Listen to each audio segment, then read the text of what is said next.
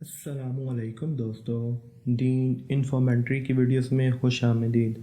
नाजरीन, आज हम जिस मौजू के बारे में बात करने वाले हैं वो अल्लाह की सबसे बड़ी नेमत, हमारे वजूद का अहम तरीन हिस्सा और हमारे ज़िंदा होने की सबसे बड़ी वजह है। आज हम रूह अक़दस यानी स्पिरिट और रूह नफ्स यानी सोल के बारे में बात करने वाले हैं। आज हम आपको रूह से मुतल्लिक 5 बुनियादी सवालात के जवाबात देंगे। आइए अपने मौजू की तरफ बढ़ते हैं। हमारा पहला सवाल, रूह क्या है और कुरान में कहाँ कहाँ इसका ज़िक्र आया है। कुरान में रूह को एक माफूकल फितरत यानी सुपर नेचुरल वाक़े के तौर पर बयान किया गया है, जिसे इंसान के लिए पूरी तरह समझना मुश्किल है।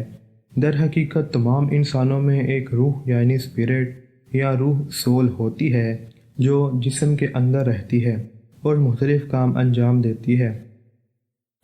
रूह और जिस्म के दरमियान एक बाहमी ताल्लुक जो इस मानी में मौजूद है कि रूह जिस्म को मुतासर करती है या इसके बरक्स।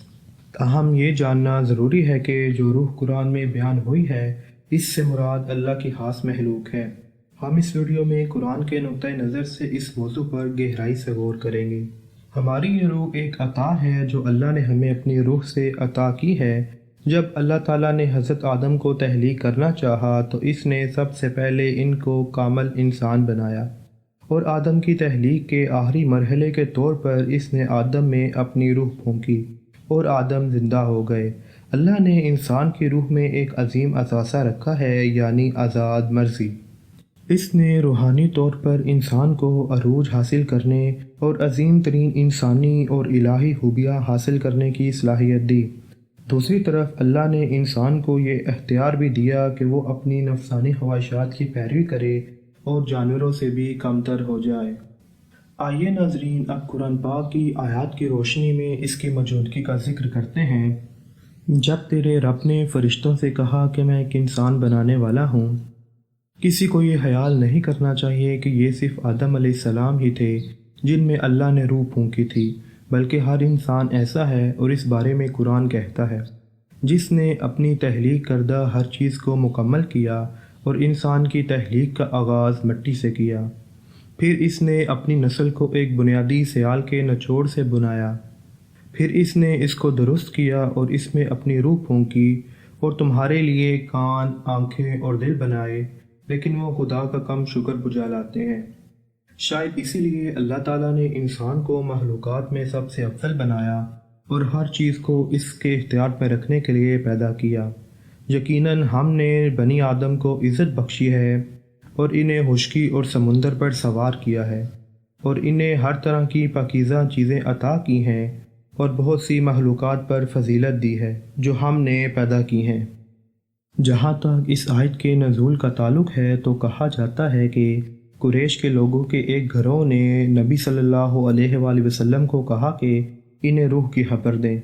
फिर नबी सल्लल्लाहु अलैहि वसल्लम खड़े हुए और अल्लाह की वही का इंतज़ार करने लगे तो इसी वक्त ये मज़कूरा आयत नाजिल हुई।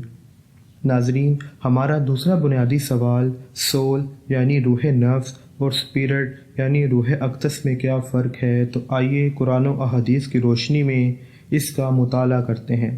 अगर हम कुरान में रूह यानी स्पिरिट और सोल यानी रूह नफ्स की इस्लाहात का जायज़ा लें तो आप देखेंगे कि कुरान इंसानी रूह के बारे में बात करने के लिए कभी रूह अक़दस यानी स्पिरिट का लफ्ज़ इस्तेमाल नहीं करता। इसकी बजाय इंसानी रूह के लिए नफ्स की इस्तिलाह इस्तेमाल करता है। वह रूह जो नेकी और बदी कर सकती है, गुनाह कर सकती है और आखिरत में इसका फ़ैसला किया जा सकता है और जिस्म को मौत के वक्त छोड़ दिया जाता है। दिलचस्प बात यह है कि कुरान कभी रूह के बारे में इस तरह नहीं बोलता। कुरान में रूह को एक वाहिद वजूद के तौर पर बयान किया गया है जिससे खुदा ने इंसान में फूंक मारी है। लिहाजा हर इंसान की एक रूह यानी स्पिरिट और रूह नफ्स यानी सोल दोनों होती हैं जिनका एक दूसरे से अलग होना ज़रूरी है। नाजरीन, सबसे पहले कुरान में रूह अक़दस यानी स्पिरिट का जायज़ा लेते हैं और इस हवाले से हम आपको 5 आयात का तर्जमा बताते हैं। रूह कुरान में एक वाहिद हस्ती है जो इस तरह है। रूह खुदा के हुक्म से है और हम इसके बारे में बहुत कम जानते हैं। रूह नबी के दिल पर वही लाती है। रूह खुदा की है और इसे मेरी रूह कहता है। तमाम फरिश्ते रूह से जुड़े हुए हैं। दूसरे मानी में रूह तमाम फरिश्तों का मरकज़ है। खुदा ईसा जैसे नबियों की रूह से मदद करता है। ऊपर बयान की गई आयत से ये मालूम होता है कि रूह एक वहद हस्ती है जो खुदा की तरफ से अफ़आल और काम अंजाम देती है। अहादीस में आइमा हमें रूह अक़दस के बारे में मज़ीद बताते हैं। इनका खुलासा ये है कि रूह अक़दस फ़रिश्तों से बड़ा है और ये हमेशा इमामों के साथ रहता है और खुदा की तरफ से इनकी रहनुमाई करता है। लेकिन हर इंसान को इस रूह का एक हिस्सा दिया गया है जिसका सबूत खुदा ने अपनी रूह से आदम में फूंक मारी।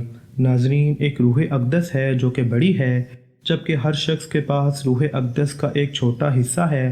चूँकि हर शख्स की रूह खुदा की रूह से है, इसलिए हर शख्स में ये इनफरादी रूह ख़राब नहीं हो सकती और ना ही गुनाह कर सकती है। खुदा की तरफ से फूंकने वाली इनफरादी रूह इंसानी रूह से मुख्तलिफ होनी चाहिए, जिस पर हम अब बात करेंगे। कुरान में रूह नफ्स क्या है, आइए इसके लिए कुरान की आयत का जायज़ा लेते हैं। रूह को खुदा की तरफ से बनाया गया है और तनासुब किया गया है। खुदा ने रूह को गलत और सही के इल्म से मुतासिर किया है। रूह का फ़ैसला आखिरत में किया जाएगा, इसने जो कमाया इससे मिलेगा। रूह बुराई का हुक्म देने के काबिल है। रूह गलत कर सकती है या खुद को तबाह कर सकती है या गुनाह कर सकती है और फिर माफ़ी मांग सकती है। ऊपर बयान की गई आयत में हम देखते हैं कि कुरान में बयान करदा नफ्स इंसानी रूह की तरह है जिसे खुदा ने पैदा किया है। ये रूह बुरे कामों और गुनाहों की तरफ माइल होने और अपने आप को बर्बाद करने पर भी कादर है। आइए नाज़रीन, अब हम अपने एक तीसरे बुनियादी सवाल, कुरान में रूह नफ्स यानी सोल की कितनी अक़साम बयान की गई हैं, इसका जायज़ा लेते हैं। कुरान में नफ्स की 3 अक़साम बयान की गई हैं। पहला नफ्स है नफ्सुल अमारा। कुरान में इसके बारे में है कि दर हकीकत ये वो नफ्स है जो इंसान को गुनाह करने का हुक्म देता है। तो इससे मुराद वो नफ्स है जो हम पर हुकूमत कर रहा है।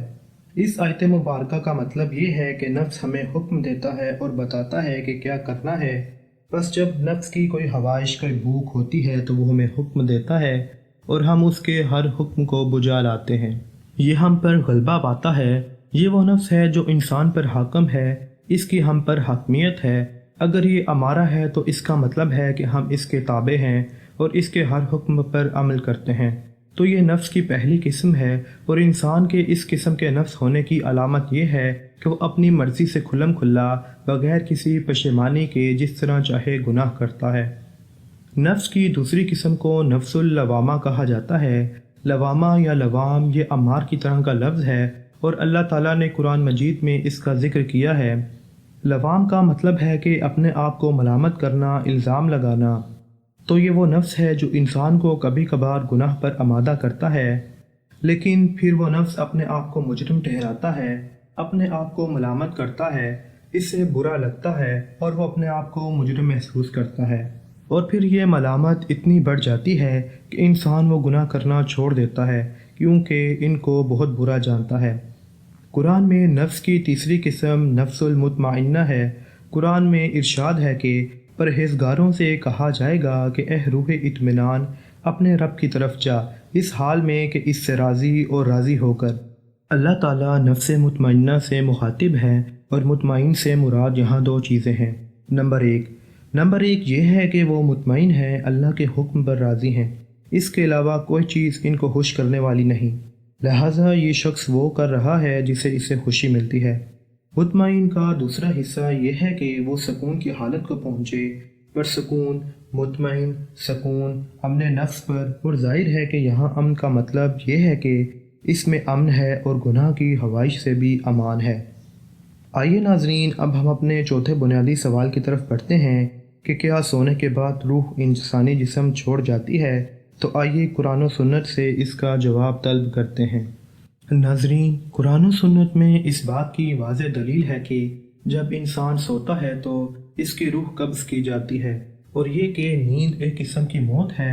कुरान में इस हवाले से इरशाद है कि अल्लाह ही है जो रूहों को इनकी मौत के वक्त कब्ज़ करता है और जो नहीं मरते इनकी नींद के वक्त वो इन रूहों को महफूज रखता है जिनके लिए इसने मौत का हुक्म दिया है और बाकियों को एक मुकर्रर मुद्दत के लिए भेजता है।